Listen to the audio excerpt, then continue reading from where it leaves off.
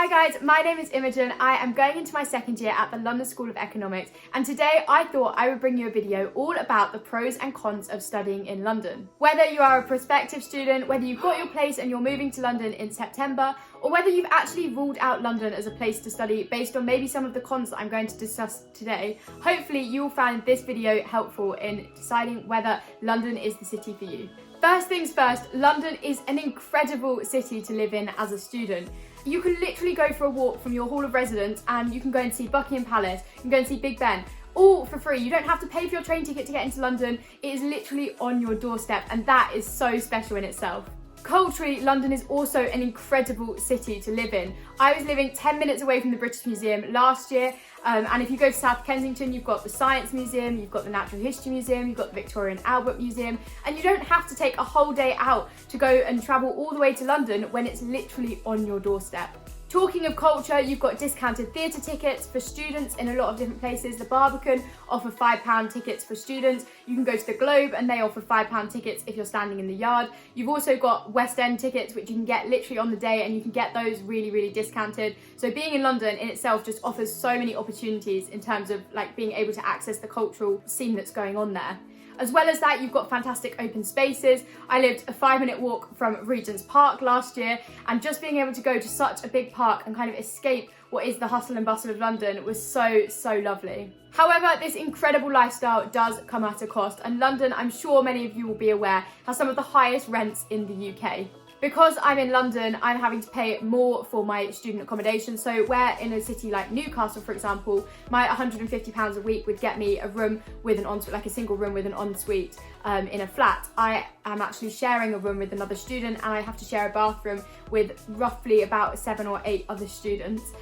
So there are differences in the rent prices, and you don't get as much for your money in London. However, as I said, you get the lifestyle, so it is just balancing up whether that is worth it for you. And I hate to break it to you, but my £150 a week is probably about the cheapest you're going to get, certainly for central London. Most of my friends are paying about £200 to £250 a week. Even though I preach about shopping in the right places and being able to keep costs low in London, it is just inherently more expensive than other places in the UK. I have noticed that actually if I go out for a meal at home in a chain restaurant, if I then go out for the same meal in London, it actually costs more, just because there is this thing as such as London prices. And this is certainly noticeable in terms of drinks. You'd be hard pressed to find a G&T for under £10 in London, unfortunately. Pro number 2, which is very specific to university life in London, is the fact that you have such incredible universities on offer to you. I have done my series where I went and looked around some London universities, and so many of those are ranked so highly. You've got LSE, you've got King's, you've got UCL, you've got Imperial, you've got Queen Mary. You've got so many different universities.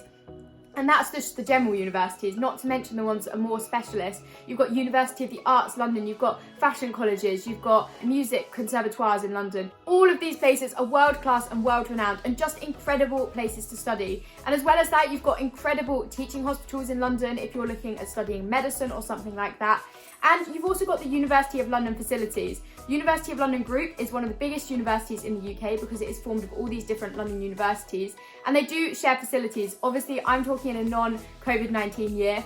I would be able to go and use the library at UCL, even though I'm actually a student at LSE. And I think that in itself is a massive pro. However, there is definitely a con to this, and studying in a city like London means that your accommodation is not likely to be near your campus for university, and these certainly aren't campus universities. You're not going to find just students from your university in a certain place.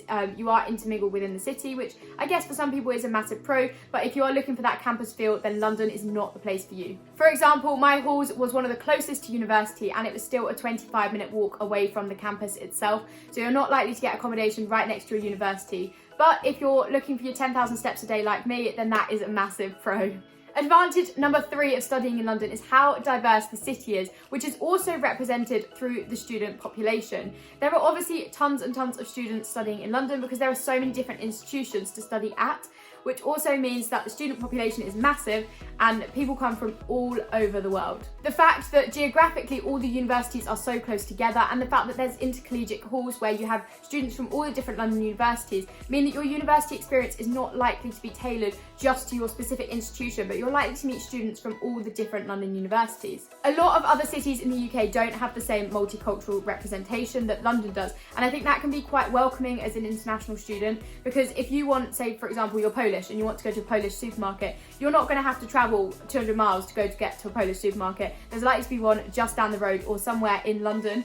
And so I think that does help in kind of relieving homesickness as an international student. But the downside of London is that for all these pros I'm talking about as a student, it also attracts tourists and it is a busy, bustling city. If you are looking for a quiet life at university, London is not the place for you to go and study. Another pro of living in London is the transport connections. You can get to anywhere in the UK from London because it is the central hub of the UK, really, in terms of your transport connections and rail connections. It has airports nearby such as Heathrow, Gatwick, Stansted, Southend. There are airports for you to get to reasonably easily from London, and it also has 24-hour transport, which I think is a massive pro as a student. If you want to go out and you're coming back at 4 in the morning, you are still going to get a night tube, where in some other cities in the UK you might be waiting an hour for a bus or something to get you back to your student accommodation. And particularly if safety is important to you, I think that is a massive pro. And even if your home isn't necessarily abroad, you can still hop on a train or a plane super easily, go for a little weekend away in a European city, have a little city break, where from another university that might not necessarily be as simple. Not only is there regular public transport around the city, but there's also an abundance of different ways to get around. You've got the Santander bikes, which you can literally hire for £2 a day, which is super, super cheap. You've got Uber, which you can get just like that. And you've also got all these other public transport options that I've already talked about available to you. However, as with everything, this transport does have a downside. It can be really expensive, particularly if you're living in zones 3 or 4 or even further out than that. Also, transport around the city isn't necessarily the most pleasant experience as it would be in maybe another city. If you're going on the tubes at peak times, it is not going to be a particularly pleasant experience. You're probably going to be kind of crammed in and stood like this far away from everybody else. So it's not necessarily the most enjoyable way to travel around a city. Obviously, as a student, there are ways of keeping costs lower. You can link your rail card to your Oyster card, which then obviously reduces the price per journey, but it is still quite expensive and it certainly adds up. It was one of my biggest expenses in first term, was just traveling around. And my final advantage of living in London is just the opportunities that it gives you. You can sort out your student accommodation in July, August time, where in a lot of other cities, my friends were having to sort out their student accommodation in October and November, when they'd literally just met people for the first time and were already signing to live in a house with them next year. Also, in terms of jobs and networking opportunities, London is plentiful. It has so many tourists, meaning that job opportunities are also quite plentiful. If you want to find yourself a part-time job whilst you're at university, that is definitely an option. And if you want to access networking, it's quite easy because it's all kind of condensed into this one place, meaning you can go and access things on an evening where you might not be able to in another place. Also, as a student, you're likely to have signed on your house so that you will have accommodation in London through the summer, which is super useful when it comes to internships, because most of those are actually based in London, meaning that you won't have to shell out a bomb to try and get to London every single day for your internship, or even to pay for accommodation in London. However, a con that you do have to be aware of is that obviously everybody talks about safety when they talk about capital cities, and there are certain areas in London that aren't as safe as others, and you do just have to be a little bit mindful of kind of where you are and what you're doing.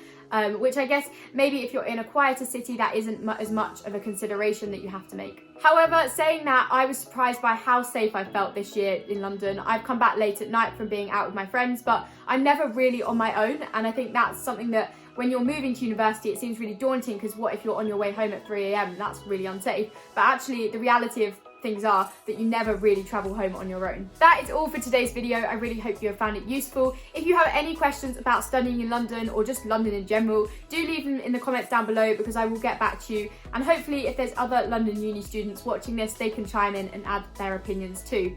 Give this video a massive thumbs up because it does help me out, and subscribe to my channel down below to see more London University content. I hope you have a super day, and I will see you next time with a new video. Bye!